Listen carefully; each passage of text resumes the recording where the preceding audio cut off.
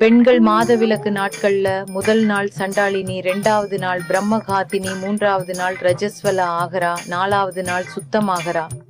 Super காமெடியா இருக்குல்ல. விழுந்துருவாளாம், பைத்தியம் ஆகிடுவாளாம். பெண் சிஇஓஸ் பீரியட்ஸ்ல ஆபீஸ் போறது இல்லையா? டிசிஷன்ஸ் எடுக்கிறது இல்லையா? பெண் பிரைம் மினிஸ்டர்ஸ் பிரசிடென்ட்ஸுக்கு எல்லாம் பீரியட்ஸ் வர்றது இல்லையா?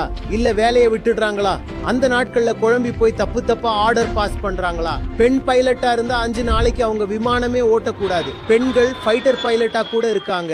எதிரிகள் ஆக்கிரமிப்பு செய்யறப்ப லேடி ஃபைட்டர் பைலட் நான் போக மாட்டேன், எனக்கு பீரியட்ஸ் நடந்துட்டு இருக்கு, இன்னைக்கு நான் சண்டாளி டே 1. அவங்க ஏதேதோ சொன்னாங்க. பல்லு ஓட்டையா இருக்கவன் முட்டாளாக முடியாது, நெத்தி அகலமா இருக்கவன் தரித்திரமாக முடியாது. அது மாதிரி பாடக்கூடிய பெண் எப்பவுமே கற்புள்ளவளாக முடியாது. விடுங்க, சொல்லிட்டு போகட்டும். இதையெல்லாம் மதிக்க வேண்டியதே இல்ல. பாட்டு பாடுற பெண் வேஷின்னு உபநிடதங்கள் சொல்லுதா இல்ல கிருஷ்ணர் சொல்றாரா? ஒரு பெண் ஆண்களோட பேசினா சவுக்கால் அடிக்கணும். இது ஆன்மீகம்னு சொல்வீங்களா? ஸ்ருதிதான் மதங்களோட உயர் நீதிமன்றம். அந்த உயர் நீதிமன்றம் என்ன சொல்லுது? ஆணும் பெண்ணும் உடலால் வேறு, மெய்யுணர்வால் ஒன்று.